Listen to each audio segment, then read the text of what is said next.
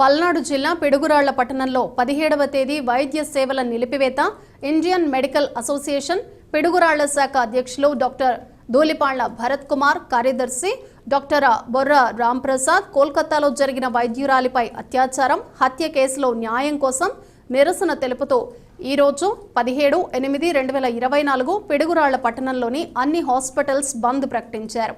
ఆంధ్రప్రదేశ్ రాష్ట్ర ఐఎంఏ శాఖలు 17వ తేదీన 24 గంటల పాటు వైద్య సేవలు నిలిపివేయాలని పిలుపునివ్వటం జరిగింది. కావున అన్ని రాజకీయ పార్టీలు, ప్రభుత్వ అధికారులు, ప్రజా సంఘాలు, పుర ప్రజలు సహకారాలు అందించాలని కోరుతున్నాం.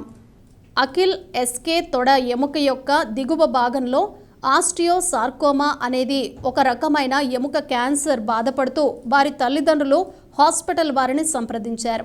3 నెలల క్రితం అఖిల్ ఆస్టియోసార్కోమా ఉన్నట్లు నిర్ధారణ అయింది. వేరే చోట అతను 3 సార్లు కీమోథెరపీ చేయించుకున్నాడు. అయితే కేసు సంక్లిష్టత కారణంగా అవయవాన్ని కాపాడుతూ సర్జరీ చేయటం సాధ్యం కాదని భావించి కాలు తొలగించాల్సి ఉంటుందని అక్కడ సూచించారు. ఏఓఐ మంగళగిరికి చెందిన surgical oncologist doctor Ishant Ainapuri ఈ సందర్భంగా మీడియాతో మాట్లాడుతూ ఈ యువ రోగికి కస్టమ్ మేడ్ ప్రొస్థెసిస్లో లిమ్ సాల్వేజ్ సర్జరీతో అతని అవయవాన్ని రక్షించామని మరియు అతని భవిష్యత్తు ఎదుగుదలకు ఎటువంటి ఇబ్బందులు లేకుండా చేశామని, ఆపరేషన్ తర్వాత 5వ రోజు నుండి అతను వాకర్ మద్దతుతో నడవగలుగుతున్నాడని ఈ సందర్భంగా వారు తెలిపారు. ఈ కార్యక్రమంలో దక్షిణాసియా సీఈఓ హరీష్ త్రివేది మరియు ఆర్సీఓఓ మహేందర్ రెడ్డి మరియు డాక్టర్ల బృందం పాల్గొన్నారు.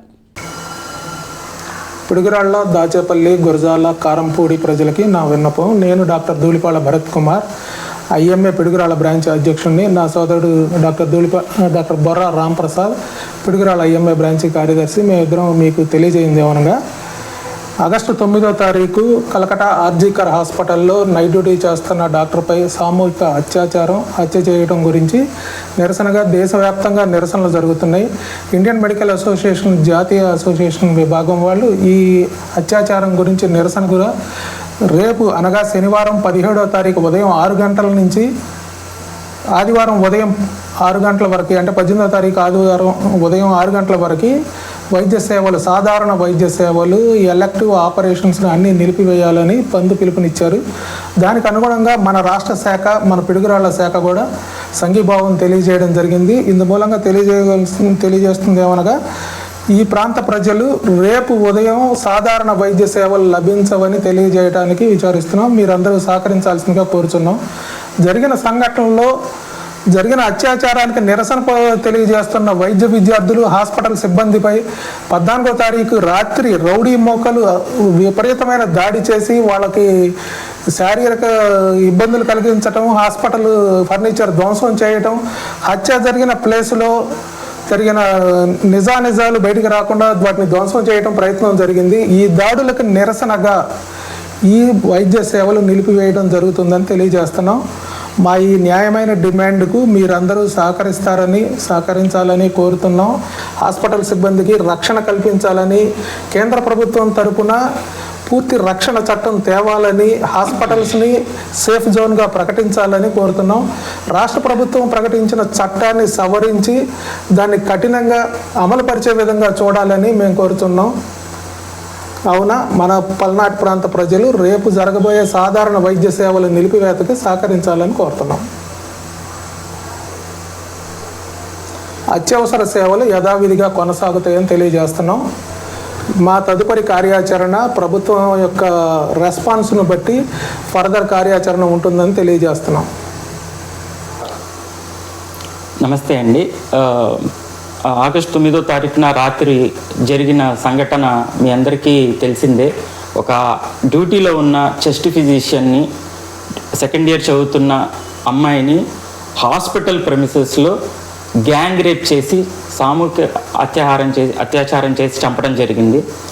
దాన్ని నిరసిస్తూ తోటి వైద్యులు, విద్యార్థులు 14వ తారీఖు చేస్తున్న ప్రొటెస్ట్లో వాళ్ళని మీద రౌడీ మూకల్ని ఉసిగొల్పి వాళ్ళందరినీ చంద్రవందర చేసి హాస్పిటల్ అంతా విధ్వంసం చేసేసి సర్కమ్స్టాన్సెస్లో మాకు పని చేయటం మా వల్ల కావట్లేదు.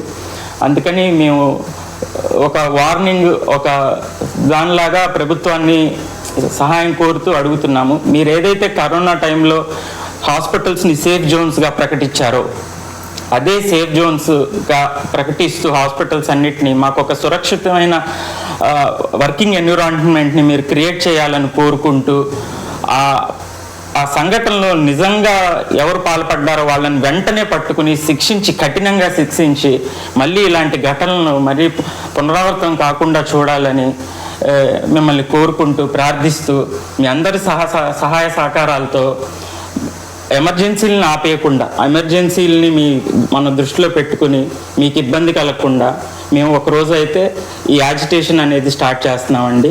ఇది ప్రభుత్వ స్పందన మీద మళ్ళీ తిరిగి ఆధారపడి ఉంటుంది మా యాజిటేషన్ అనేది ఎక్కడి వరకు వెళ్తుంది అనేది. ధన్యవాదాలు.